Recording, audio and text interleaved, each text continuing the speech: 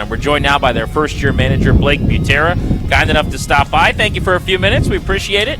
Always good to be here. Thanks for having me. How is spring training #1 treating you so far, and what surprised you about sitting in the boss seat to this point? I don't think it's about anything about the seat, maybe specifically. It's more so just about the guys, right? Like just having a chance to talk to them in the off season. I know I told you guys in November, like it's just been awesome to hear how hungry and motivated they are, and then you get here and you actually get to know them and spend time with them face to face and realize like everything you're hearing on the phone is exactly right and even more. Like these guys they were all here early, weeks before they needed to be here, or out there for optional early work defense, the things that you don't necessarily call fun, like everyone likes to hit. When you see guys out there working on their defense and their base running early, it just goes to show that there's great kids in this clubhouse. There's great players. They're hungry. They're motivated, and it makes it exciting for us as a staff. Well, we were in the clubhouse for about 10 minutes. We got in this morning, and it became pretty clear that it's now, I don't want to say standard practice, but pretty common that guys, once their work's done, a lot of times they're sticking around. We've been coming down here a lot of years, and it doesn't mean like previous teams were like had bad chemistry or anything like that when someone wasn't doing that.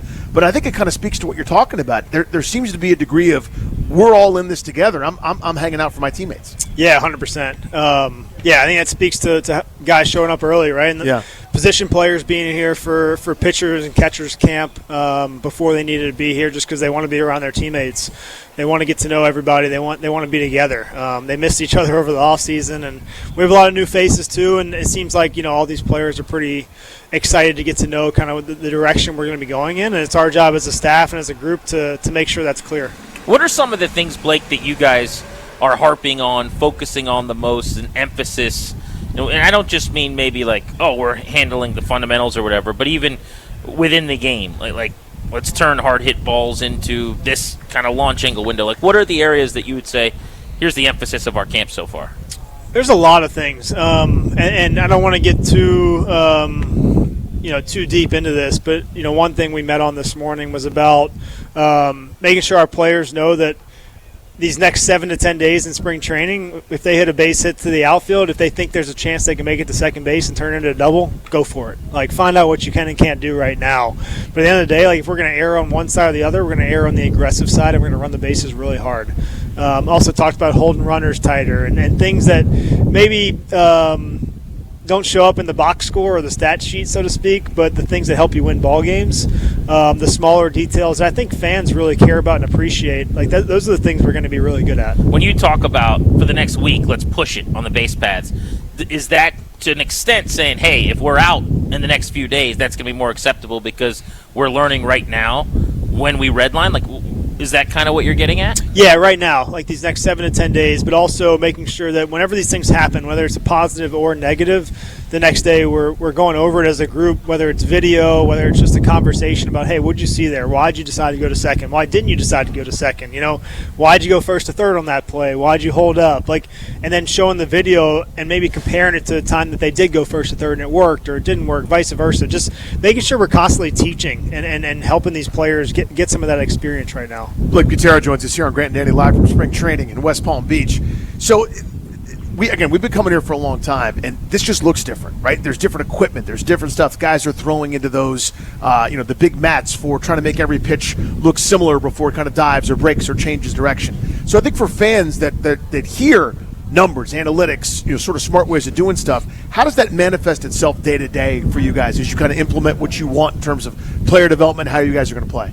Yeah, it's huge. There's so many different bits and pieces of technology or cameras or whatever you want to call it in terms of helping development, and it goes a long way, especially because nowadays these guys have this stuff at the facilities they work out at, right? So they're used to having it, and they're used to using it as a tool to make adjustments with, and our coaches are really good at that, and that was part of building out our coaching staff, making sure there was experience and time spent using these things, but also, it was part of the process of going through the interview and building out a staff was just like, are we going to have these things? And a huge credit to our ownership group and to our front office that they've invested in a lot of this technology and these resources we have as coaches and the players have, and you couldn't see more excitement and a lot of guys are just really happy with the stuff we have now. Blake, I've heard you mention several times that in the 2020 pandemic season, the Rays, when you were with that organization, used 59 lineups in 60 games. Is that an indication that there may not be an everyday set lineup? And give me an idea of some of the benefits and the drawbacks of just set it and forget it, which I kind of came up thinking, hey, if I know what I'm doing, I don't have to look at the wall. It's probably more helpful. But you guys are going to mix and match a lot more, it seems like. Yeah, I think you notice as you go throughout a season, obviously it would be nice just to have a lineup, you just set it and forget it. But at the end of the day, like, pitchers are different every night, whether it's a righty or a lefty, and they have different pitches. And now we have information to understand, like, which of our hitters do better against which certain pitchers, right? So it's got, a lot of it's going to be based upon who the starter is, who they have in their bullpen. Also, putting into the fact, like, which players are playing well, which ones are comfortable, defensive positioning, stuff like that. But yeah, I think we need to be open-minded.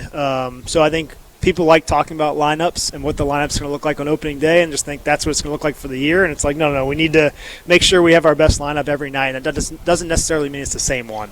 I'm sure you don't have rules, but do you have general lineup philosophies that, like, you live by or that you still view as baseball truisms?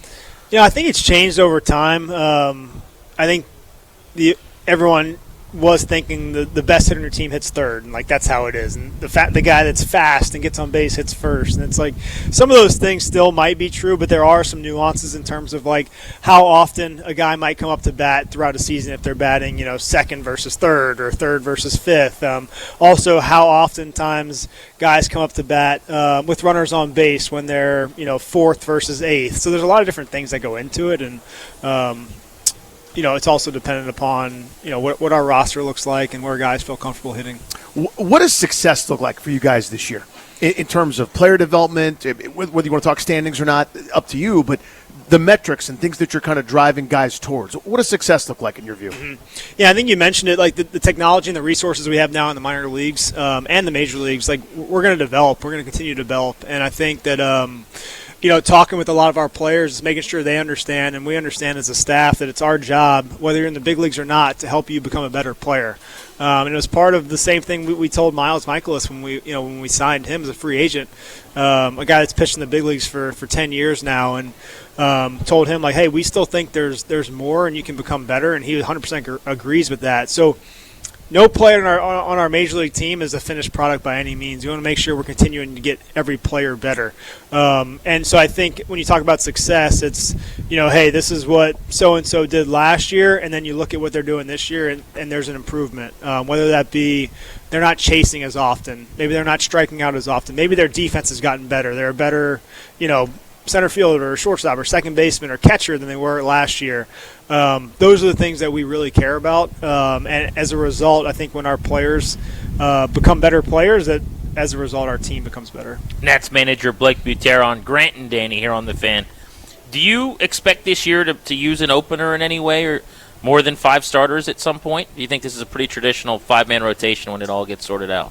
I don't know that that anything will be traditional, so to speak, from start to finish. I think we're always going to be open-minded and look for ways to win on the margins, whether that be an opener, whether it be mixing a lineup up, whether it be pinch running in certain situations. We're always going to look for the best opportunity to win a game, win an inning, win a series. In terms of position battles, I'm thinking maybe a couple spots at starter, maybe some bullpen roles, a couple position groups. What do you not know yet as you guys are kind of going about it, where you're like, let the players decide in a way? Yeah, we're trying to leave everything pretty open. And a lot of it, too, is we're giving guys exposure in different positions. You talk about James Wood, and, like, he's playing some more right field this year where he didn't play last year. And Dalen Lyle is playing a little bit more left field, when he was in right before, and moving some guys around, whether it be a Nasim Nunez, then Caper Ruiz has looked great behind the plate. So I think we're trying to be, I use the word open-minded again, we're trying to be open-minded and give some guys some opportunities in different positions, and kind of seeing where they feel comfortable and where that where they feel most comfortable and where it best fits with our overall picture of what we envision our team looking like. What have you discovered since doing that about a couple guys where like, damn, I didn't know you could do that? Or you know what I mean? Like, have you been surprised at all by a couple guys where you know what, he's more comfortable here maybe than I thought? Yeah, I mean, right away, like talking with James, he's like, I love right field. I played it a bunch in the minor leagues, but never really played it up in the big leagues. And so it's like, hey, let's go out there was and just let's do need, that. basically. Yeah. What's that? They had Lane Thomas in right, and they had JY in center, so it's like, oh, we'll put you in left for now. But then it just seemed like everyone was like, oh, he's always going to play I guess left. that's what he is, right? But he's played more right, and you said he came to you and basically said he was comfortable there? Yeah. And he's so young, right? Like we forget how young James is, and say again, he's not a finished product. Like we need to be open-minded to get him out there in different positions and being able to showcase his abilities. He has a really good arm. He's moving well out there, and he really wants to get better on defense. And a credit to him, a guy that's hit and performed as well as he has in the box to want to get better defensively and wants to pick his pitchers up. Like that speaks volumes. I'm going to tap into that player development side, less the manager side, because for people that don't know, Blake for 4 years was one of these excellent minor league managers, but has spent so much time as well, helping to develop top talent in Tampa Bay. Specific to James or Dalen, but young players, they're trying to get better on defense where like Dalen struggled last year. Is it easier if they get to play one spot? Because I'm thinking, James, you're right when Dalen's in left, but then Dylan's in center. If Dylan's in the lineup with JY, he's probably in right. Now James is back in left, I'm assuming, unless he just put James in right full time. But if I'm playing two positions, does that make it harder to make those strides he's trying to make? It's a good question. I think it's a question that a lot of us have a lot of time talking about.